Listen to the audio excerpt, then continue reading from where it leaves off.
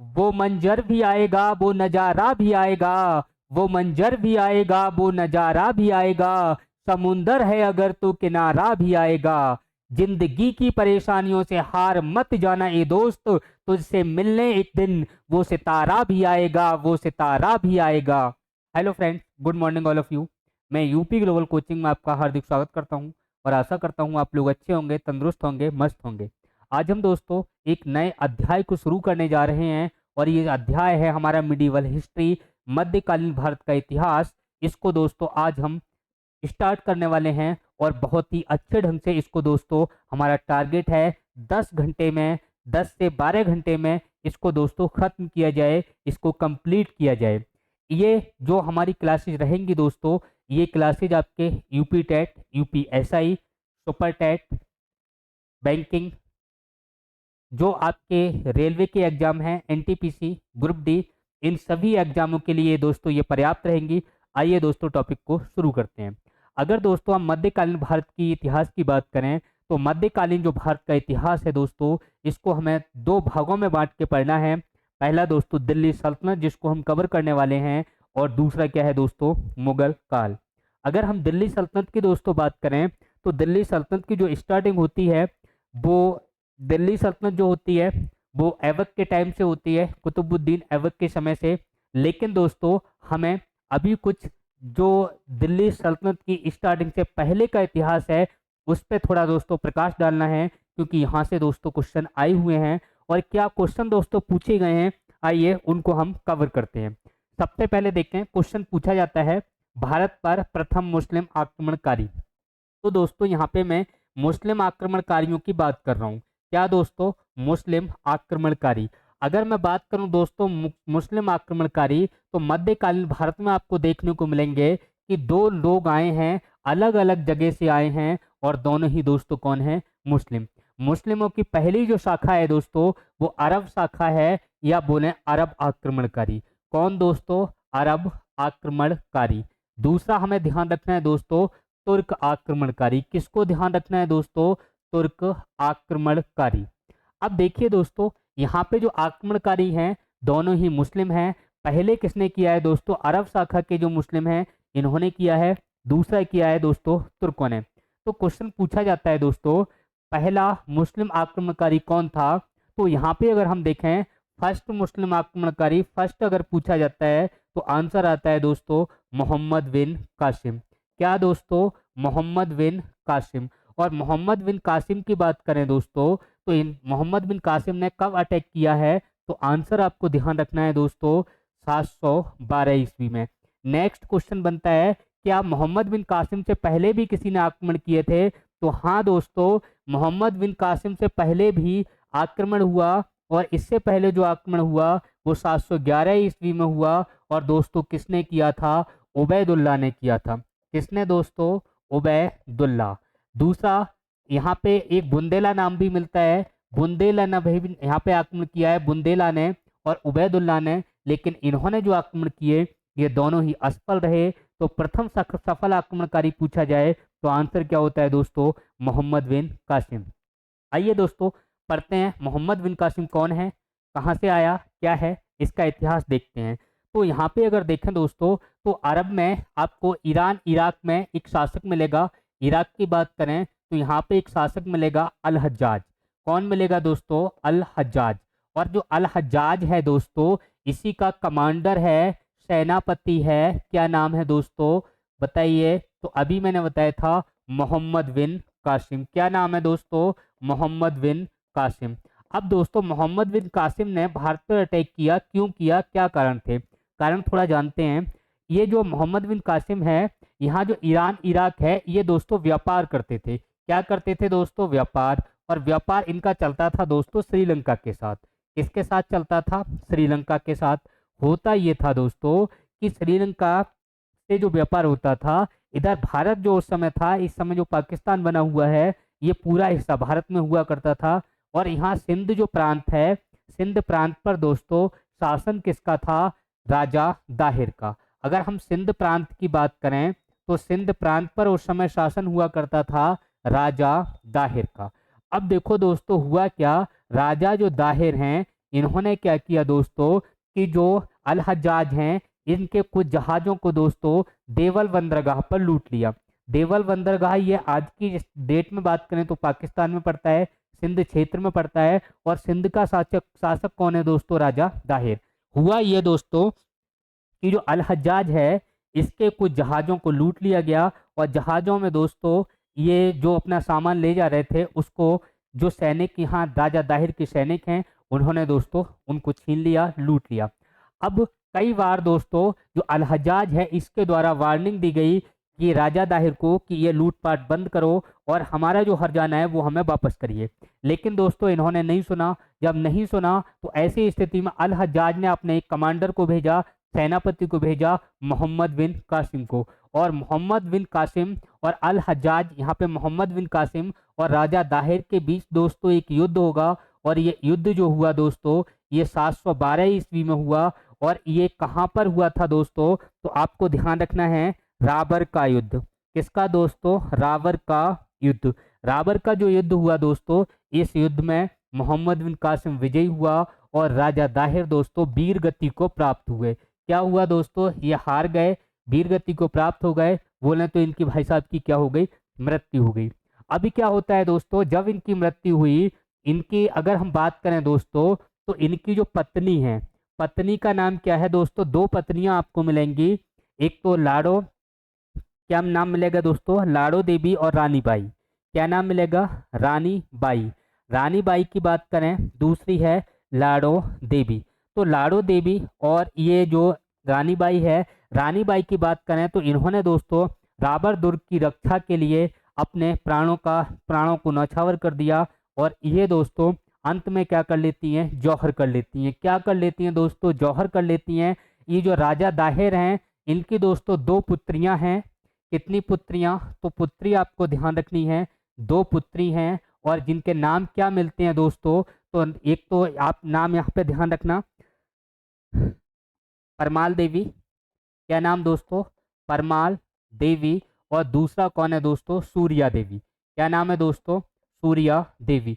अब ये इसकी दो पुत्रियां हैं, तो कहा जाता है जो मोहम्मद बिन कासिम इसकी पुत्रियों को उठा के ले जाता है और भेंट करता है किसको दोस्तों? अल हज्जाज को। होता यह है कि अल हज्जाज को ये सूर्या देवी और परमाल देवी को जैसे ही भेंट करेगा जाके, तो ये जो लड़कियां हैं ये बहुत चालाक हैं। इन्होंने कहा कि ये जो मोहम्मद बिन कासिम है हमें ये जो लेके आया है आपके लिए, जो गिफ्ट कर रहा है, कि हम आपके लायक नहीं है, कि आपके साथ मोहम्मद बिन कासिम ने धोखा किया है। और मोहम्मद बिन कासिम ने जब ऐसी बात अल हज्जाज सुनेगा तो अल हज्जाज दोस्तों क्या करवा देगा? मोहम्मद बिन कासिम की हत्या करवा देगा। क्लियर हुआ? मोहम्मद बिन कासिम की क्या करवा देगा? हत्या करवा देगा। आगे क्या इतिहास मिलता है इसको थोड़ा देखते हैं दोस्तों। आगे अगर हम देखें तो यहाँ आपको ध्यान रखना है कि ये जो मोहम्मद बिन कासिम है, मोहम्मद बिन कासिम, इसकी ये जो जानकारी है, कासिम की बात करें तो यहाँ से एक महत्वपूर्ण क्वेश्चन बनता है कि जो अरब आक्रमण हम पढ़ रहे थे, क्या पढ़ रहे थे दोस्तों? अरब आक्रमण। तो अरब आक्रमण की दोस्तों जानकारी कहाँ से मिलती है? तो जानकारी, ये इंपॉर्टेंट बुक है दोस्तों, ध्यान रखना। जानकारी इसकी मिलती है, वो एक पुस्तक है चचनामा। कौन सी पुस्तक है दोस्तों? चचनामा। इस चचनामा से जानकारी किसकी मिलती है? अरब आक्रमण की जानकारी मिलती है। और इस पुस्तक के दोस्तों लेखक अगर पूछे जाएं तो लेखक अली अहमद नाम मिलता है। क्या मिलता है दोस्तों? अली अहमद इसका नाम मिलता है। ये बात आपको ध्यान रखनी है। नेक्स्ट सुनिए दोस्तों, मोहम्मद बिन कासिम जब भारत आया है तो किस दर्रे से होके आया है? इंपॉर्टेंट क्वेश्चन है, पूछा जा चुका है। तो ये खैबर दर्रे से होकर भारत आया।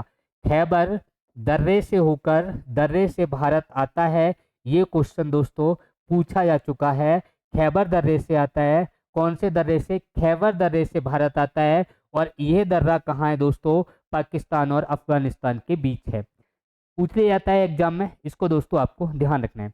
इसके अलावा दोस्तों जब यह मोहम्मद बिन कासिम आया है, तो मोहम्मद बिन कासिम जब यहाँ आया तो इसने दोस्तों जमकर लूटपाट की। इसने सबसे पहले हिंदुओं पर जजिया कर लगाया, सिंध प्रांत में लगाया। अब दोस्तों यहाँ पे होता क्या है कि जब हम इसको पढ़ते हैं तो हम हिंदू मुसलमान बन के पढ़ते हैं, और बस यही नहीं करना है। यानी कि अगर आप जो हिंदू बन के पढ़ोगे तो इनकी जो अच्छाइयाँ हैं उनको आप खो दोगे। अगर आप मुस्लिम बन के पढ़ोगे तो इनकी जो बुराइयां हैं उनको आप खो दोगे। अर्थात मेरा कहने का मतलब है, हिंदू ना बनिएगा, मुसलमान ना बनिएगा, आप इंसान की औलाद हैं, इंसान बनिएगा। बात समझ में आई दोस्तों? देखते हैं अब मोहम्मद बिन कासिम जैसे ही भारत आ रहा है, तो मोहम्मद बिन कासिम ने भारत में आके, तो इतिहासकार लिखते हैं, बहुत लूटपाट की, मंदिरों को तोड़ा। दोस्तों उसने किसी मंदिर को नहीं तोड़ा, उसने किसी हिंदू पर आक्रमण नहीं किया, उसने सिर्फ कमजोरों पर आक्रमण किया। और अगर आदमी कमजोर होता है तो उस पर दोस्तों इधर उधर की नजर होती है और लोग उस पर अटैक करते हैं, उसकी धन पर, संपत्ति पर, यहाँ तक कि स्त्री पर भी नजर रखते हैं। तो ये बातें आपको ध्यान रखनी है कि यहाँ पे जब तक भारत के जो शासक मजबूत थे तब तक किसी की आंख उठाने की हिम्मत नहीं हुई। जैसे ही लोगों को लगा कि ये जो शासक हैं वो कमजोर हैं, और कमजोर हैं, तो इसके बाद दोस्तों भारत को लूटने के लिए होड़ सी मच गई। तभी आपको देखने को मिलेगा मोहम्मद बिन कासिम आ रहा है, फिर आपको देखने को मिलेगा बाबर आ रहा है, फिर आपको देखने को मिलेंगे कि इनके पीछे पीछे पीछे पीछे अंग्रेज चले आए। जैसे भारत की सोने की चिड़िया इसको कहा जाता था, उसके पीछे दोस्तों जो विदेशी लोग हैं वो कैसे भागते हुए आ रहे हैं। तो ये बात आपको ध्यान रखनी है कि यहाँ पे हिंदू मुसलमान बन के आपको नहीं पढ़ना है, इनकी अच्छाइयों को, इनके इतिहास से आपको शिक्षा लेनी है कि क्या कमियां हमसे हुई, क्या कमी रह गई, उनको आगे ऐसी कमी हमें नहीं करना है, ऐसी गलतियां नहीं करना है। क्योंकि यहाँ पे दोस्तों बहुत सारे मीर जाफर होंगे, मीर जाफर जैसे मीर जाफर थे, मीर कासिम थे, तो इसके बाद अंग्रेज आ गए। उससे पहले दोस्तों कुछ देशद्रोही थे जिनके कारण ये लोग आ रहे हैं। तो ये सब चलता रहता है दोस्तों, घर के अंदर ही दोस्तों ये घर के शत्रु होते हैं, और ये पहले से ही हैं, इस समय कोई नए नहीं है। देखिए दोस्तों आगे बढ़ते हैं। यहाँ पे मोहम्मद बिन कासिम जैसे ही आएगा तो इसने दोस्तों एक टैक्स शुरू किया है, और टैक्स से बहुत ज़्यादा क्वेश्चन पूछा जाता है, वेरी इंपॉर्टेंट है। टैक्स की हम कर की बात करें तो इसने जो कर शुरू किया दोस्तों, जजिया कर। क्या दोस्तों? जजिया कर। अब जजिया कर की दोस्तों हिस्ट्री आपको पढ़नी है, बड़े अच्छे से आपको यहाँ ध्यान रखना है। अब देखो जजिया कर क्या था। जजिया कर गैर मुसलमानों से लिया जाने वाला कर, यानी गैर मुसलमानी, जो मुसलमान नहीं है, बाकी चाहे हिंदू हो, सिख हो, ईसाई हो, जैन हो, बौद्ध हो, प्रत्येक से वसूला जाएगा। यानी कि केवल और केवल इस टैक्स से जो राहत है वो मुसलमानों से ये नहीं वसूला जाएगा, गैर मुसलमानों से वसूला जाने वाला कर कौन सा है दोस्तों? तो जजिया कर है। अब ये जजिया कर में क्या है दोस्तों? ये मोहम्मद बिन कासिम कह रहा है, यहाँ जो आए हैं, यहाँ के जो हिंदू हैं उनसे कह रहा है कि या तो हिंदू, या तो तू मुस्लिम बन जा, और मुस्लिम नहीं बनेगा तो जजिया कर दे। क्या बन जा? या तो मुसलमान बन जा, और मुसलमान नहीं बनेगा तो क्या देगा? जजिया देगा। ये कॉन्सेप्ट ये लोग लेके आए थे। तो यहाँ पे जो टैक्स है वो गैर मुसलमानों से, यानी बोले तो हिंदुओं से, सिखों से, अब उस समय जनसंख्या ही हिंदुओं की ज़्यादा थी तो हिंदुओं से ही लिया गया होगा। अब हिंदुओं से जो जजिया कर लिया जा रहा है दोस्तों, ये इसके बदले लिया जा रहा है कि तुम मुसलमान नहीं हो। किसके बदले लिया जा रहा है दोस्तों? कि तुम मुसलमान नहीं हो, इसलिए आप क्या दोगे दोस्तों? जजिया दोगे। अब जो गरीब आदमी है, जिसके पास पैसा नहीं है, खाने को रोटी नहीं है, उसने दोस्तों बड़े पैमाने पर धर्म परिवर्तन किया। और अधिकांश आप देखोगे तो भारत में जितने भी मुस्लिम हैं, तो उनके बाप दादा परदादा की आप बात करो तो उन्होंने किसी न किसी कारणवश मुस्लिम धर्म को दोस्तों स्वीकार कर लिया। यानी इतनी बड़ी संख्या में विदेश से मुसलमान अपनी इंडिया में नहीं आए जितनी आज की डेट में है, और ना ही इतनी वृद्धि हुई है, यानी कि कन्वर्सन हुआ है। जो हिंदू थे वो परिवर्तित हुए, और उसका एक मेन फैक्टर जो रहा है वो क्या रहा है दोस्तों? जजिया कर। अब जजिया कर से जो क्वेश्चन बनता है, इसकी शुरुआत करने वाला कौन था? तो शुरुआत करने वाला आप बताओगे, भारत में शुरुआत किसने कर दी दोस्तों? मोहम्मद बिन कासिम ने। किसने कर दी दोस्तों? मोहम्मद बिन कासिम ने। अगर दोस्तों बात करें मोहम्मद बिन कासिम ने इसकी जजिया कर की शुरुआत की, तो ये जजिया कर इसने सर्वप्रथम कहाँ लगाया? सिंध प्रांत में। सर्वप्रथम दोस्तों कहाँ लगाया? तो आंसर क्या होगा? सिंध प्रांत में। कब लगाया दोस्तों? तो आपको पता है दोस्तों, जब अटैक किया है 712 के लगभग लगाया है, तो आपको ध्यान रखना है सिंध प्रांत में। लेकिन दोस्तों एक अच्छी बात यह रही कि जजिया कर ये किस किस से नहीं वसूला जाता था, उसको आपको ज्यादा ध्यान रखना है। जजिया कर जो नहीं लिया जाता था वो किससे दोस्तों? तो एक तो बच्चों से नहीं लिया जाता था। किससे दोस्तों? बच्चों से। दूसरा आप अपंग ध्यान रखना है, अपंग। तीसरा आपको बुजुर्ग ध्यान रखना है, बुजुर्गों से नहीं लिया जाता था। और किसको ध्यान रखना है दोस्तों, और महिलाओं को, बुजुर्गों और विधवाओं को। विधवा जो महिला हैं, विधवा, इनको इनसे दूर रखा गया। और एक शब्द और ध्यान रख सकते हैं दोस्तों, ब्राह्मण, यानी कि ब्राह्मणों से भी नहीं वसूला जाता था जब जजिया कर लगाया गया मोहम्मद बिन कासिम के समय। फिर से आप देखिए, बच्चे हैं, कमाते ही नहीं, जजिया कहाँ से देंगे? अपंग हैं, हाथ पैर सही सलामत नहीं है, टैक्स कहाँ से देंगे? विधवाएं हैं, औरतें हैं, कहाँ से पैसा देंगे? इसके बाद जो बुजुर्ग हैं वो कहाँ से देंगे?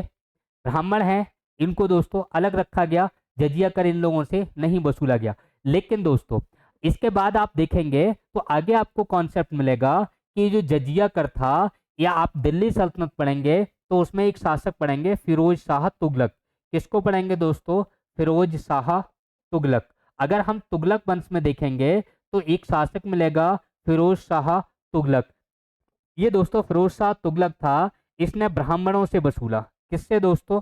इंपॉर्टेंट क्वेश्चन है, ब्राह्मणों से वसूला। यानी ब्राह्मणों से कर, जो जजिया कर वसूलने वाला शासक कौन था? तो आंसर क्या देंगे दोस्तों? फिरोज शाह तुगलक। नेक्स्ट समझ में आ गया? नेक्स्ट देखते हैं दोस्तों, अगला जजिया कर के बारे में आपको थोड़ा अकबर को ध्यान रखना है। किसको दोस्तों? अकबर। अकबर की बात करें तो 1564 में, कब दोस्तों? 1564 ईस्वी में अकबर हैं, इन्होंने जजिया को क्या कर दिया दोस्तों? समाप्त कर दिया। जजिया कर को क्या कर दिया दोस्तों? समाप्त कर दिया। ये बात आपको ध्यान रखनी है, जजिया क्या कर दिया? समाप्त। लेकिन दोस्तों आगे जो शासक आएगा उसको ध्यान रखना, इंपॉर्टेंट है। इसके बाद आएगा औरंगजेब। क्या आएगा दोस्तों? औरंगजेब। औरंगजेब की बात करें तो इसने दोस्तों अंग्रेजों से वसूला। क्या ध्यान रखना है? अंग्रेजों से जजिया वसूला है, जजिया वसूला। फिर से आप सुनिए दोस्तों, क्या फैक्टर है, क्या कारण है, फिर से सुनिए। यानी जजिया कर की शुरुआत करने वाला मोहम्मद बिन कासिम है। मोहम्मद बिन कासिम ने ब्राह्मणों से नहीं लिया। ब्राह्मणों से लेने वाला कौन है दोस्तों? फिरोज शाह तुगलक है। जजिया कर को समाप्त करने वाला कौन है दोस्तों? अकबर है।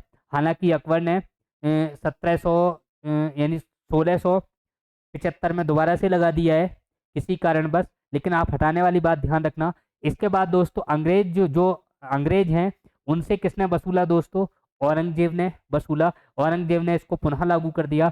एक शासक आपको और ध्यान रखना है दोस्तों, मोहम्मद शाह रंगीला। यानी मोहम्मद शाह रंगीला। अगर हम दोस्तों रंगीला की बात करें तो रंगीला ऐसा शासक है कि रंगीला इसका नाम इसीलिए रखा है कि ये कभी कभी दरबार में नग्न अवस्था में आता था, बिना कपड़ों के आ जाता था। कभी कभी ये स्त्रियों के कपड़े पहन के दरबार में आता था। हर समय स्त्रियों में मस्त, शराब में मस्त, इस तरीके का इसका चाल चलन था। और इसने दोस्तों जो जजिया था ये सदैव के लिए समाप्त कर दिया। यानी सदैव के लिए समाप्त ये जजिया किसने किया है? सदैव के लिए। तो आपको बताना है दोस्तों किसने कर दिया? मोहम्मद शाह रंगीला ने। सदैव के लिए जजिया समाप्त। इतनी बात आपको ध्यान रखनी है दोस्तों, क्योंकि यहाँ से दोस्तों क्वेश्चन ये पूछे गए हैं। फिर से आप सुनिए, जजिया कर की शुरुआत करने वाला मोहम्मद बिन कासिम कहाँ से? सिंध प्रांत से। दूसरी बात, जजिया कर जो था वो फिरोज शाह तुगलक ने इसको ब्राह्मणों से वसूला है। अकबर ने इस जजिया कर को समाप्त किया, औरंगजेब ने पुनः लागू कर दिया। और औरंगजेब ने तो यहाँ तक दोस्तों कि अंग्रेजों से भी इसको वसूला। अगर हम मोहम्मद शाह रंगीला की बात करें तो इसने जजिया कर को सदैव के लिए दोस्तों क्या कर दिया? समाप्त कर दिया। आगे क्या क्वेश्चन बनते हैं उन पे थोड़ा हम नजर डालें। अगर दोस्तों हम यहाँ पे देखें तो आपको एक बात और ध्यान रखनी है कि जो अरब के लोग आए, अरब की जानकारी कहाँ से मिलती है? ये दोस्तों अभी मैं बता चुका हूँ, चचनामा से मिलती है। और ये अरब से चचनामा जो पुस्तक है इसके लेखक कौन है? अली अहमद है। ये पुस्तक ध्यान रखना इंपॉर्टेंट है। नेक्स्ट देखिए दोस्तों, अगर हम बात करें अरब की देन क्या रही, अगर हम अरब की देन की बात करें तो देखो दोस्तों, आपने देखा होगा कि जब एक कल्चर का व्यक्ति दूसरे कल्चर के व्यक्ति के पास जाता है, यानी एक संस्कृति का व्यक्ति किसी दूसरे संस्कृति के व्यक्ति के पास जाता है, तभी कल्चर चेंज होता है। जैसे अगर दोस्तों हम बात करें कि हमारे यहाँ की लड़कियां अगर दोस्तों अमेरिका में जाएंगी तो शॉर्ट कपड़े पहनना शुरू कर देंगी। क्या दोस्तों? शॉर्ट कपड़े पहनना शुरू कर देंगी। अगर दोस्तों अमेरिका की लड़कियां अगर भारत में आ जाएं तो भारत की महिलाएं उन्हें साड़ी पहनना सिखा देंगी। क्लियर हुआ? तो ये संस्कृति है वो एक दूसरे के विभिन्न संस्कृतियों के समागम से, मिलने से संस्कृति बदलती है, संस्कृति में चेंजिंग आती है। तो अरबों की देन, जब अरब के लोग भारत में आए तो कुछ तो नया लेके आए होंगे। तो सबसे पहली बात यहाँ ध्यान रखना है, ऊंट, यानी ऊंट पालन भारत में शुरू हो गया। ऊंट पालन, यानी कि जो ऊंट थे वो कहाँ होते हैं, रेगिस्तान में होते हैं। और ये जो अरब क्षेत्र है यहाँ क्या है, रेता ही रेता है, गर्मी ही गर्मी है। तो यहाँ पे जो ऊंट का पालन बड़े पैमाने पर होता था। तो ऊंट पालन ये भी हमने कहाँ से सीखा, अरब के लोगों से। दूसरा, खजूर की खेती, क्या ध्यान रखना है, खजूर की खेती। तो खजूर की खेती भी कहाँ से हमने सीखी दोस्तों, अरब के लोगों से। इतनी बात आपको क्लियर हो गई। नेक्स्ट देखते हैं दोस्तों आगे। एक और बात आती है कि मानसून की खोज। जो मानसून की खोज है ये भी कहाँ के लोगों ने की है, तो अरब के लोगों ने। यहीं पे जो इंपॉर्टेंट बातें हैं वो आपको थोड़ा ध्यान रखनी है। नेक्स्ट देखिए दोस्तों, दूसरी शाखा की हम बात कर रहे थे, उस पर थोड़ा हम प्रकाश और डालते हैं। दूसरी शाखा कौन सी थी दोस्तों, तो दूसरी शाखा थी तुर्क शाखा। यानी कि अब तुर्क आक्रमणकारी को देखना है और इससे क्या महत्वपूर्ण क्वेश्चन बनते हैं उनको हमें देखना है। अगर हम बात करें दोस्तों तुर्क आक्रमणकारी, तुर्क आक्रमणकारी, अगर हम तुर्क आक्रमणकारियों की बात करें तो फर्स्ट कौन सा था, तो फर्स्ट का नाम आपको मिलता है दोस्तों महमूद गजनबी। क्या मिलता है दोस्तों, महमूद गजनबी, महमूद गजनबी। अब देखो दोस्तों इससे क्या क्वेश्चन बनते हैं, इसने कब अटैक किया, तो इसने 1000 ईस्वी के लगभग, यानी कि 1000 ईस्वी से इसने लगभग 17 आक्रमण भारत पे किए हैं। और 17 के 17 आक्रमण दोस्तों भारत पे जो किए हैं वो उनमें से आपको कुछ इंपॉर्टेंट हैं वो आपको ध्यान रखने हैं। अब ये जो तुर्क आक्रमणकारी हैं इनका अगर उदय हुआ है तो एक राज्य है दोस्तों, कौन सा, गजनी। कौन सा राज्य है दोस्तों, गजनी राज्य। और गजनी राज्य की नींव किसने डाली है दोस्तों, तो यहाँ पे ध्यान रखना, गजनी राज्य की नींव किसने डाली है, तो यहाँ पे नींव में आपको ध्यान रखना है दोस्तों अलप्तगीन। किसने डाली है दोस्तों, अलप्तगीन ने, अलप्तगीन। और अलप्तगीन का दोस्तों एक गुलाम है और इस गुलाम का नाम क्या है, सुबुक्तगीन। क्या है दोस्तों, सुबुक्तगीन। अगर हम आगे देखें तो सुबुक्तगीन का यहाँ पे आप देखेंगे तो उत्तराधिकारी आपको मिलेगा। क्या मिलेगा दोस्तों, उत्तराधिकारी। और इस उत्तराधिकारी का नाम क्या है, महमूद गजनबी। क्या नाम है दोस्तों, महमूद गजनबी, महमूद गजनबी। अब देखो दोस्तों यहाँ से क्या क्वेश्चन बनते हैं, किस तरीके के बनते हैं, वो सारी बातें हमें ध्यान रखनी है। भारत पर जो पहला तुर्क आक्रमणकारी कौन है, तो सुबुक्तगीन ने अटैक किया है, लेकिन दोस्तों ये असफल रहा। मैंने कहा जो असफल होते हैं उनको इतिहास में नहीं गिना जाता, तो इसका इसका क्वेश्चन आज तक पूछा भी नहीं गया। लेकिन महमूद गजनबी दोस्तों ये क्या है, इंपॉर्टेंट है। आइए दोस्तों महमूद गजनबी की बात करते हैं। इसने भारत पर आक्रमण कब किया, किसके विरुद्ध किया। देखिए दोस्तों महमूद गजनबी, गजनबी कहाँ का शासक है, तो गजनी का शासक है। गजनी राज्य की स्थापना किसने की है, अलप्तगीन ने की है। अलप्तगीन का गुलाम कौन था, सुबुक्तगीन। और सुबुक्तगीन का पुत्र या उत्तराधिकारी कौन से दोस्तों, तो आपको ध्यान रखना है महमूद गजनबी। महमूद गजनबी इसने जो फर्स्ट अटैक किया, फर्स्ट अटैक ये कब किया है, 1001 में किया है। किसके विरुद्ध किया है, जयपाल के विरुद्ध। किसके दोस्तों, जयपाल के विरुद्ध। क्लियर, किसके विरुद्ध किया है, तो जयपाल के विरुद्ध आपको दोस्तों ध्यान रखना है। अब जयपाल के विरुद्ध इसने जो अटैक किया तो जयपाल को दोस्तों क्या कर दिया, पराजित कर दिया। और जयपाल ने दोस्तों सिंधु नदी में कूद कर क्या कर ली दोस्तों, आत्महत्या कर ली। आत्महत्या कर ली कि एक छोटे से बच्चे ने मुझे हरा दिया। हिंदू शासक हैं, अब हिंदू हैं तो इन्हें अपनी बेइज्जती बर्दाश्त नहीं हुई, क्योंकि हिंदू थे वो नियम के पक्के थे। और इन्हें ये लगा कि एक छोटे से बच्चे ने मुझे हरा दिया, मेरी इतनी बेइज्जती, मुझे जीने का कोई अधिकार नहीं है। और ये क्या करेंगे दोस्तों, सिंधु नदी में कूद कर क्या दे देंगे दोस्तों, ये अपनी जान दे देंगे। इसमें आगे देखें दोस्तों, जयपाल के विरुद्ध हो गया। इसमें और जो इम्पोर्टेंट बातें हैं वो देखिए। इसने कुल कितने आक्रमण किए दोस्तों, 17 बार आक्रमण किया। दोस्तों ये लोग लूटने आ रहे हैं, अटैक कर रहे हैं, रुकने रहने नहीं आ रहे हैं, ये ध्यान रखना है। अब 17 बार आक्रमण किए, इसमें जो इम्पोर्टेंट आक्रमण है वो आप नोट करिए, यहाँ से क्वेश्चन आते हैं। एक तो पूछा जाता है दोस्तों 6वां आक्रमण, 6वां आक्रमण। तो 6वां जो आक्रमण था वो किसके विरुद्ध था दोस्तों? नगरकोट। किसके विरुद्ध था? नगरकोट। नगरकोट का ज्वालामुखी मंदिर।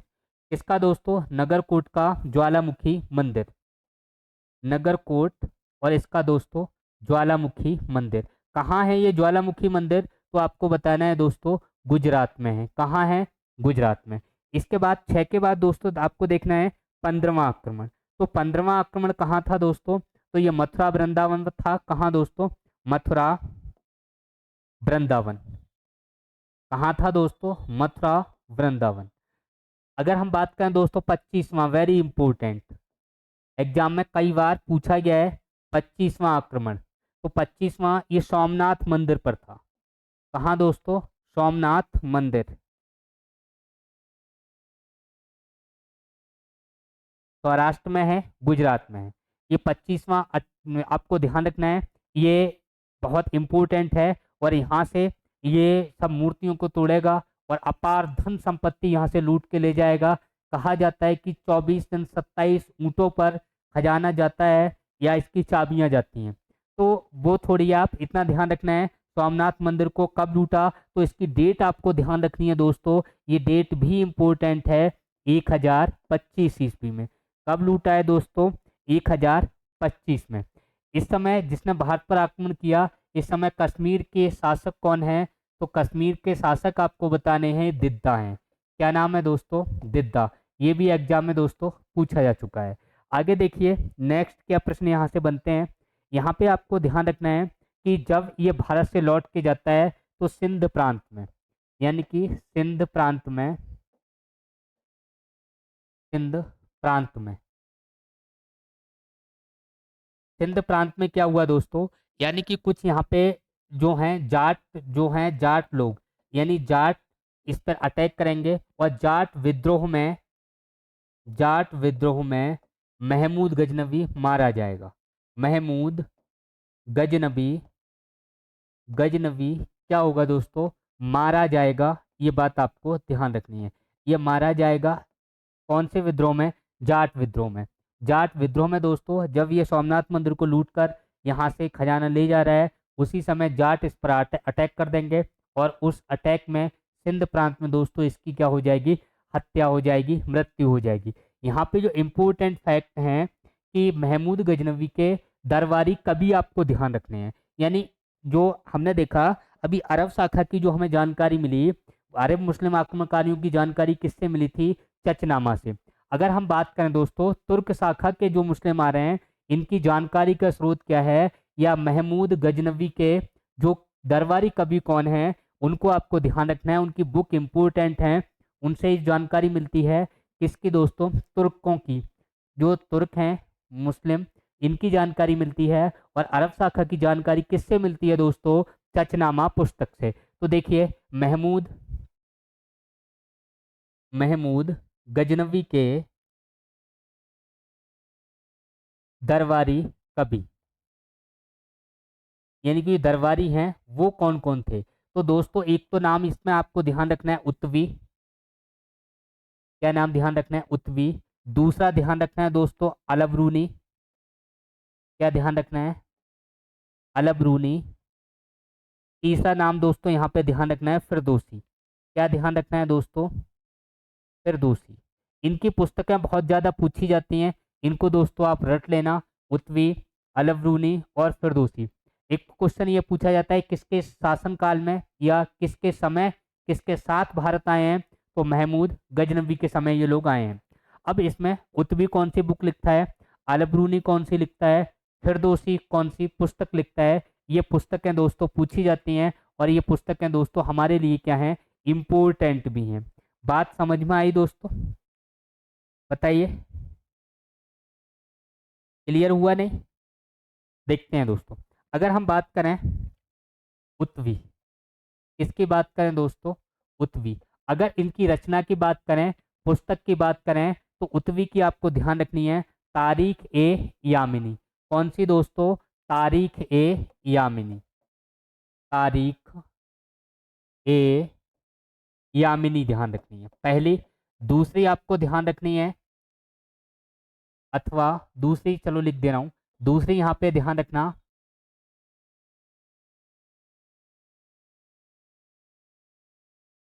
किताबुल यामिनी। अगर मैं बात करूं दोस्तों फिरदौसी, फिरदौसी की एक ही पुस्तक आपको ध्यान रखनी है, फिरदौसी की कौन सी? शाहनामा। शाहनामा किसकी है दोस्तों? तो आपको बताना है फिरदौसी की है। इसके बाद आता है दोस्तों अलब रूनी। कौन आता है? अलब रूनी।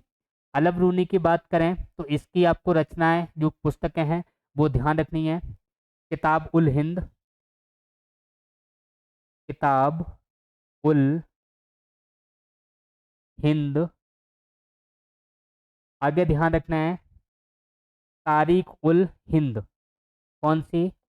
तारीख उल हिंद। ये इम्पोर्टेंट बुक हैं, ये आपको दोस्तों ध्यान रखनी है। कुतबी, फिरदौसी और अलबरूनी, इन तीनों की ही बुकों को आपको ध्यान रखना है। इसके बाद और क्या महत्वपूर्ण प्रश्न बनते हैं उसको आप सुनिए।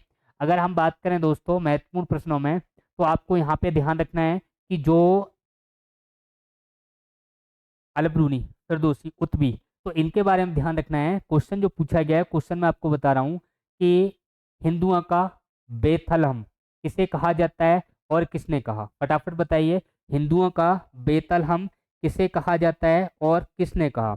तो हिंदुओं के बेतलहम की बात करें, अगर हम बात करें उत्वी, उत्वी ये जब मथुरा वृंदावन आते हैं तो मथुरा वृंदावन के दृश्य को देखकर इन्हें ये लगता है कि दुनिया में अगर कहीं स्वर्ग है तो मथुरा और वृंदावन में है। अर्थात इन्होंने मथुरा और वृंदावन को हिंदुओं का बेतलहम कहा। हिंदुओं का बेथलहम, बेथलहम किसको कहा दोस्तों? मथुरा वृंदावन को। किसको कहा? मथुरा वृंदावन को। क्लियर हुआ नहीं? नेक्स्ट देखिए दोस्तों, एक क्वेश्चन और बनता है, और वो क्वेश्चन क्या है दोस्तों? उस क्वेश्चन पे थोड़ा ध्यान देना, क्योंकि वो भी क्वेश्चन एग्जाम के अंदर पूछा जा चुका है। और वो क्वेश्चन है दोस्तों, नोट करके लिखना, कि दिरहम सिक्के, दिरहम सिक्के, जो द्रहम प्रकार के सिक्के हैं, ये किसने चलाए? क्वेश्चन पूछा जा चुका है, तो ये आपको बताने हैं। जो द्रहम सिक्के जो चलाए वो किसने चलाए दोस्तों? अरबी सिक्के थे। किसने चलाए? अरबों ने। और अरबों में बात करें तो मोहम्मद बिन कासिम, यानी कि मोहम्मद बिन कासिम की बात करें तो इसने कौन से सिक्के चलाए दोस्तों? यहाँ पे आपको ध्यान रखना है, दिरहम सिक्के चलाए। कौन से सिक्के चलाए दोस्तों? दिरहम सिक्के चलाए। ये बातें हमें ध्यान रखनी है। आज इस क्लास को दोस्तों हम यहीं रोकते हैं और कल फिर मिलते हैं दोस्तों। कल हम शुरू करेंगे, वो टॉपिक हमारा क्या होगा? दिल्ली सल्तनत, जिसमें दोस्तों हम मोहम्मद गौरी से शुरू करने वाले हैं, कुतुबुद्दीन ऐबक को पढ़ने वाले हैं, गुलाम वंश को पढ़ने वाले हैं, खिलजी वंश को पढ़ने वाले हैं। आज इस टॉपिक को यहीं रोकते हैं, कल फिर मिलते हैं दोस्तों एक नए टॉपिक के साथ। तब तक के लिए थैंक यू, धन्यवाद। जय हिंद, जय भारत दोस्तों।